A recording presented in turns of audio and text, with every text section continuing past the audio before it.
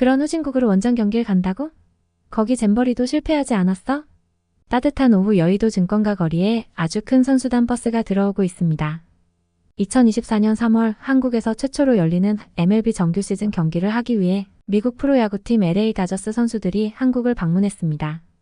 점심시간 북적이는 여의도 거리에 걷던 증권맨들은 지나가는 선수단 버스를 보고 다들 흥분하며 궁금해하고 있는데요. 대한민국 대표 선수였던 박찬호 선수와 류현진 선수가 자신들의 최전성기를 보냈던 LA 다저스가 한국에 방문한다는 건 한국의 야구팬들에게는 궁금할 수밖에 없는 상황이었습니다. 여의도로 진입 중인 선수단 버스에는 LA 다저스 선수들이 타고 있었고 인천공항을 통해 입국하여 경기 전 여의도의 페어몬트 엠베서더 호텔로 향하고 있는 중이었는데요. 긴 거리를 비행하느라 힘들었을 텐데도 얼굴에는 모두 웃음기가 가득합니다. 서울 시리즈가 처음인 것도 세계적으로 주목받고 있는 한국에 원정 경기를 오는 것도 긴장되고 흥분되는 일이지만 선수들은 이번 한국에서의 원정 경기가 자신들만을 위한 일정은 아니었거든요. 바로 자신들의 아내들과 함께 한국을 방문한 것이었습니다. LA 다저스 선수들의 아내들은 한국 원정 경기가 있다는 이야기를 듣자마자 모두 환호하며 한국을 방문했는데요. 오타니 외에도 제임스 아웃맨의 아내 다시 아웃맨을 비롯한 10명의 선수의 아내들은 이날만을 손꼽아 기다렸습니다. 아시다시피 미국에서는 이미 한국의 김밥과 불닭볶음면, 그 외 여러 색조 화장품들로 K뷰티와 K푸드는 더 말할 것도 없었거든요. 그녀들에게 이번 한국 방문은 남편들의 경기를 볼 수 있는 최고의 순간인 것과 동시에 한국의 다양한 문화도 경험해 볼 수 있는 최고의 기회였죠. 하지만 여기 전혀 의외의 인물이 한 명 있습니다. 바로 샬롯이었는데요. 그녀는 이번 원정 경기에 또 다른 사연으로 한국을 방문하게 되었다고 합니다. 무슨 사연일까요? 오늘의 감동 한입 시작합니다. 안녕하세요. 제 이름은 샬롯입니다. 저는 이번에 한국에서 경험했던 소중한 이야기를 하고 싶어서 메일을 드리게 되었는데요. 저는 현재 시카고 일리노이 주립대학교에서 경영학과 3학년에 재학 중에 있고 저희 언니는 이름을 들으시면 여러분들이 깜짝 놀랄 만한 LA 다저스의 에이스 선수와 결혼하여 행복한 신혼생활을 하고 있습니다. 저희 언니는 어린 시절부터 바쁘신 부모님들 대신에 항상 저를 챙겨주면서 저에게는 부모님보다도 더 소중한 존재인데요. 하지만 언니가 지금 형부와 결혼 생활을 시작한 작년부터 언니와 함께하는 시간은 한 달에 한 번 정도 만나서 식사를 하는 정도로 줄어들게 되었습니다. 저는 바쁜 대학 생활에 너무너무 힘들고 얼마 후면 사회로 나가야 한다는 두려움 때문에 제게 언니는 꼭 필요했죠. 부모님과도 같았던 언니가 결혼 이후부터 저와 함께하는 시간이 줄어들고 멀어지면서 저는 그런 언니가 너무 밉고 형부도 정말 너무 미웠습니다. 시간이 지나면서 언니는 더 행복해져 갔지만 저는 더 언니가 밉고 저의 말 한마디 한마디는 날카로워져만 갔었죠. 언니는 어릴 때부터 우리는 언제나 함께할 거라고 이야기를 했었고 저는 그런 언니를 누구보다 믿었었습니다. 저에게 언니는 우상과도 같은 존재였거든요. 언니는 항상 반에서도 상위권의 성적으로 저에게 많은 공부를 시켜주었고 공부만이 아닌 제가 이성 문제에 고민이 있을 때에도 항상 언니는 현명한 답을 주던 사람이었으니까요. 갈수록 우리는 더욱더 서먹해져만 갔고 저는 이후로 언니의 전화도 잘 받지 않고 있었어요. 친구들은 유명한 형부 있어서 좋겠다고 저에게 가끔 한마디씩 농담을 할 때면 저는 불같이 화를 내곤 했습니다. 그만큼 언니도 형부도 모두 미웠죠. 그러던 어느 날 언니가 이번에 열리는 시즌 경기가 한국에서 하게 되었다며 형부가 한국으로 원정 경기를 가게 되는데 저보고 같이 가지 않겠냐는 거예요. 하지만 저는 언니의 말에 선뜻 대답하기가 어려웠어요.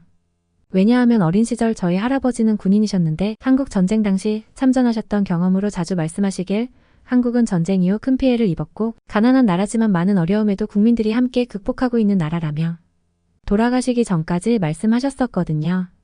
게다가 작년에 한국에서 했던 잼버리 행사는 정말 수준이하였다고 뉴스에서 보기도 했고요. 그래서 저는 왜 원정 경기를 한국에서 하는지도 모르겠지만 그걸 따라가겠다고 이야기하는 언니가 정말 이해가 가지 않았습니다. 물론 SNS에서 한국의 노래와 유명 가수에 대한 내용들은 익히 듣고 있었지만 저는 그런 건 과대평가되어 있다고 생각했어요. 게다가 저는 그런 연예인들에 관심 있어 하는 아이도 아니었거든요. 저는 경영학을 졸업하고 한 회사의 오너가 되기 위해서는 모든 일들은 사실관계로 정확하게 보고 과대평가된 것들은 명확히 구분해야 한다고 생각하기 때문이었죠. 한국은 저에게 그 정도 나라에 불과했어요. 그래서 저는 언니에게 말했습니다. 언니 거기 너무 위험하지 않아? 나는 애써 위험한 곳으로 여행을 가고 싶은 생각은 없어라고요. 저의 말에 언니는 웃으면서 샬롯 언니만 믿고 이번에 같이 한국에 다녀오자. 형부 경기 준비하는 동안 너와 좋은 경험을 가지고 싶어라고요. 언니가 결혼한 이후 저에게 무심한 것도 있었지만 그렇다고 그렇게 위험하고 가난한 나라에 데려가서 무슨 좋은 경험을 시켜주겠다는 건지 도무지 이해할 수 없었습니다. 하지만 결국 저는 언니의 부탁을 받아들였고 여행을 위한 짐을 싸기 시작했습니다. 캐리어에 샴푸부터 속옷, 로션, 아주 작은 것 하나하나까지 모든 것들을 다 싸기 시작했습니다. 여자들은 작은 것부터 하나하나 챙겨야 할 것이 많기도 하지만 평소 사용하던 게 아닌 다른 것들을 사용하기는 어렵거든요. 특히 피부에 닿는 화장품이나 속옷들은 더더욱 그렇죠. 한국에 가면 당연히 제가 필요한 것들을 사기도 어렵고 도난 당할 수도 있다는 생각에 아주 작은 샴푸 하나까지도 빼먹지 않고 제 생활에 있는 모든 짐들을 다 캐리어에 집어넣었습니다. 그리고 다음날 공항에서 언니를 만나 우리는 비행기 탑승 수속을 마치고 자리에 앉았어요. 13시간이라는 비행시간은 제 인생에 처음으로 가장 긴 여행이었어요. 언니는 비행기 안에서 저에게 한국은 정말 편의시설이 잘 되어 있으며 청결하고 사람들이 친절한 곳이라고 이야기를 해주었는데요. 저는 아직 언니에게 마음이 풀리지 않아 이런 말들이 전혀 귀에 들어오지 않았습니다. 저에게 한국은 그저 가난한 수준 이하의 후진국이었을 뿐이었으니까요. 저는 그저 빨리 도착해서 쉬고 싶다는 생각만 하고 있었습니다. 그렇게 긴 시간 비행 후 인천공항에 도착하였을 때 정말 넓게 펼쳐진 공항으로 걸어 나오던 그 순간을 아직도 믿지 못하겠어요. 원래 공항이 이렇게 생겼나요? 아마 제가 주변 친구들에게 이야기를 한다 해도 친구들도 믿지 못할 거예요. 마치 아주 큰 호텔에 와 있는 것처럼 공항은 붐비는 것 없이 규칙적으로 움직이고 있었고 특히 대부분의 시설들이 사람을 대면할 필요 없이 최첨단 기계로 다 되어 있더라고요. 여권 수속을 마치고 나와 잠시 앉아 있는데 언니가 커피를 한 잔 사오겠다고 하더군요. 그래서 저는 잠시 화장실을 다녀오겠다고 하고 언니와 다시 만나기로 했습니다. 공항 화장실에 들어갔을 때 믿을 수 없을 만큼 깔끔하게 정리되어 있는 화장실의 시설과 청결함은 저를 놀라게 했지만 그보다 더 놀랐던 일이 있었어요. 뭐였냐고요? 제가 언니를 다시 만나 커피를 받아들었을 때 아차 싶었습니다. 왜냐하면 제 손에 있어야 할 핸드폰이 안 보였거든요. 순간 화장실에 핸드폰을 두고 온 게 생각났습니다. 저는 너무 놀라 후다닥 화장실로 다시 달려갔어요. 진짜 미치는 줄 알았어요. 제 휴대폰에는 저의 모든 기록들이 다 기록되어 있고 게다가 저는 비밀번호도 걸어두지 않아서 누가 가져간다면 제 핸드폰으로 무슨 이상한 일을 벌일지 몰랐거든요.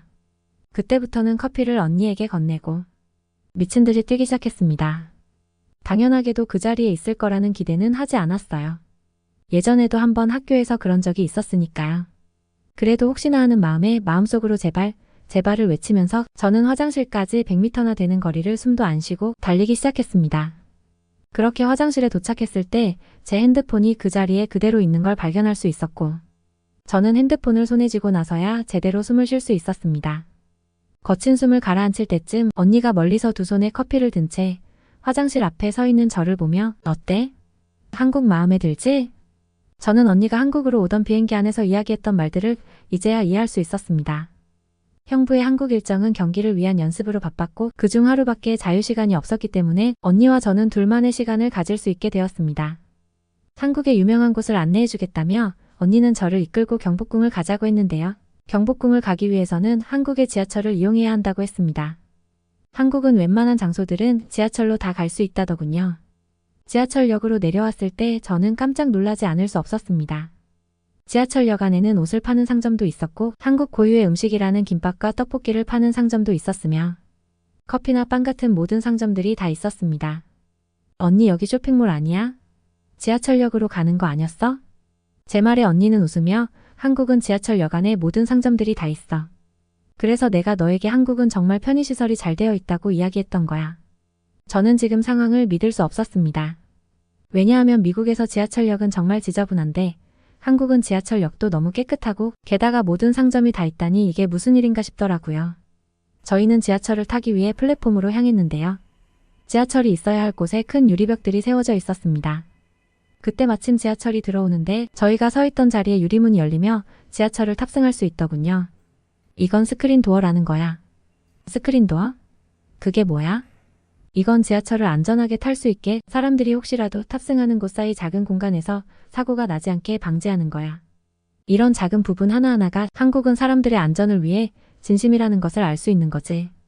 게다가 지하철이 오는 시간을 앱을 통해 정확히 알 수도 있고 혹시 지하철을 타다가 무슨 불편한 문제들이 생겼을 때 저기 보이는 연락처로 연락하면 즉시 달려와서 우리를 도와주는 거야. 언니가 손으로 가리킨 곳에는 정말 지하철 불편 신고라는 문구와 전화번호가 적혀 있었습니다. 언니는 지하철에서 에어컨이 너무 셀 경우에도 연락하면 바람 세기를 줄여준다고 말해주었는데요. 저는 정말 놀라지 않을 수 없었어요. 제가 알던 지하철역은 지저분하고 시설도 사람도 굉장히 위험한 공간이라고만 생각하고 있었는데 지금 한국에서 제가 보고 있는 상황은 쇼핑센터에 쇼핑 와서 많은 경호원들에게 보호받는 느낌이랄까요? 지하철을 타고 가는 동안에도 모든 사람들이 질서정연하게 앉아서 모두 핸드폰으로 동영상을 시청하는 모습도 신기했습니다. 한국은 와이파이가 어딜 가도 터지기 때문에 긴 시간을 이동할 때에도 지루함 없이 시간을 보내며 갈 수 있더라고요. 우리는 경복궁역에 내려 한복을 대여해준다는 한 상점에서 한복으로 갈아입고 경복궁을 걸었습니다. 경복궁은 예전 한국의 역사가 깊은 곳으로 근정전과 경회루를 둘러보며 현재까지 이렇게 문화재가 보존이 잘 되고 있다는 사실에 우리는 함께 놀랐습니다. 몇 시간을 걸었더니 배가 고파진 저에게 언니는 한국의 맛있는 곳에 데려가 주겠다며 종로에 있는 광장시장에 저를 데리고 갔습니다. 그곳에서 처음 먹어보는 육회라는 음식은 익히지 않은 소고기에 배, 계란 등이 함께 어우러진 음식이었는데요. 처음에는 거부감이 들었지만 한 입 먹었을 때에는 미국에서는 느껴보지 못했던 완벽한 맛에 이게 한국의 음식이구나 라는 생각이 들었습니다. 게다가 전과 부침개라는 음식은 피자 토핑을 하지 않은 도우 같은 느낌의 핫케이크같이 생긴 음식이었는데 하나하나 저울에 달아 무게를 재어가며 가격을 계산하는 모습을 보고 이런 재래시장 같은 곳에서도 만만이 아닌 사람들의 지갑 사정까지 세심하게 신경 쓴다는 느낌을 받을 수 있었습니다. 밥을 배불리 먹고 난 후 우리는 좀 걷기 위해 나왔는데요. 언니는 이제 화장품 보러 가자며 제 손을 이끌고 신촌이라는 곳으로 향했습니다. 신촌에 도착했을 때 커다란 백화점과 잘 정리된 거리, 그리고 세련된 옷차림의 한국인들은 이곳이 제가 생각했던 곳이 맞나 싶더라고요. 한국은 오래전 역사적인 건물들과 전통적인 것들도 잘 유지하면서 또 다른 면에서는 완전 세련된 거리와 문화를 갖추고 있다는 게 놀라웠습니다. 저희는 올리브영이라는 곳에 들어가서 쇼핑을 하기 시작했고 친구들이 유튜브를 보며 그토록 가지고 싶어 했던 화장품들과 속옷 세면용 제품들 뭐 하나 빠짐없이 이 한 곳에 갖추고 있다는 게 너무 신기했습니다. 올리브영만이 아니라 편의점을 가거나 다이소라는 곳에서는 정말 모든 걸 다 살 수 있는 곳이라는 생각이 들었어요. 언니 말대로 한국은 정말 살기에 좋은 곳이라는 생각이 들었습니다. 그 어느 것 하나 제가 살던 곳과는 비교할 수 없을 정도로 많은 것들이 갖춰져 있었습니다. 하루 종일 너무 오랜 시간을 걸었던 저와 언니는 다시 여의도 호텔로 돌아왔습니다. 형부는 경기를 준비하느라 엄청 바빴을 텐데 저와 언니 둘만 이렇게 놀러 다니는 게 조금은 미안하더라고요.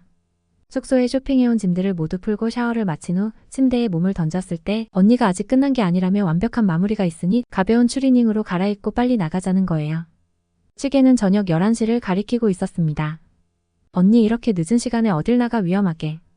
라며 내일 가자는 저의 말에 언니는 웃으며 조금만 걸어 나가면 된다며 저를 데리고 간 곳은 한강이라는 곳이었습니다. 한강은 쫙 펼쳐진 강과 깔끔하게 정리된 주변, 그리고 많은 가로등 불빛과 CCTV들로 갖춰진 최고의 명소였습니다. 평소 미국에서는 저녁 늦게 공원에 나간다는 건 상상도 할 수 없는 일이거든요. 그런데 지금 제 눈앞에는 정말 많은 사람들이 이 늦은 시간에도 한강에서 라면을 끓이며 맥주를 마시고 있었습니다. 이건 말만 공원이지 저에게는 마치 놀이공원 같았어요. 저희도 편의점에서 라면을 사고 라면 기계에 라면을 끓여보았습니다. 어려워 보였지만 막상 해보니 정말 간단하고 재미있더군요. 맥주와 라면을 들고 한강을 바라보며 오랜만에 언니와 맥주를 부딪히며 좋은 시간을 보낼 수 있었습니다. 문득 이렇게 좋은 시간을 선물해준 한국이라는 나라가 저는 정말 고마웠습니다. 그동안 많이 서운했지? 미안해. 내가 결혼하고 나서 형부가 오로지 운동에만 집중할 수 있도록 형부의 모든 부분을 챙겨주려 하다 보니 너에게 예전만큼은 신경 쓰지 못했어. 앞으로도 형부는 바빠서 내가 더 신경 써야 할 일들이 많을 거야. 하지만 이제 우리 그때마다 이렇게 함께 와서 같이 시간을 보내자. 이번에 한국 같이 와줘서 정말 고마워. 언니의 말에 저도 모르게 그동안 쌓였던 미움이 사라지며 오늘도 하루 종일 시즌 경기를 연습했을 형부가 자랑스러웠습니다. 돌아오는 길 내내 눈물이 떨어지더라고요. 그리고 언니와 저는 손을 꼭 붙잡고 호텔로 돌아왔습니다. 빠르게 한 주가 지나가고 한국과 LA 다저스의 경기가 열렸습니다. 0대0으로 맞서던 3회 말 3루에서 타일러 웨이드가 홈을 밟으며 득점에 성공했고 4회 무사 만루에서 루이스 캄푸사노가 땅볼로 1점을 추가했지만 그러나 5회부터 9회까지 안타 2개를 추가하여 LA 다저스는 고전에 고전을 면치 못하다 겨우겨우 한국에게 역전승을 거뒀는데요. 누가 봐도 너무 아쉽고 훌륭한 경기였고 한국은 야구 실력도 세계적이라는 걸 알 수 있었어요. 모든 걸 다 마치고 돌아가는 비행기 안에서 한국에 대해 생각하며 다시 한번 언니와 추억을 만들어준 자랑스러운 형부와 한국에 감사했습니다. 현재는 미국으로 돌아와 생활 중이지만 지금도 문득문득 한국과 비교가 되어 계속 생각이 난답니다. 언니와 저는 가을이 되면 둘이 한국 여행을 다시 가기로 했어요. 그때는 정말 아무 짐도 없이 가보려고요. 빨리 그 시간이 왔으면 좋겠습니다. 다음 여행에 제가 한국에서 방문하면 좋을 곳을 여러분이 추천해주세요.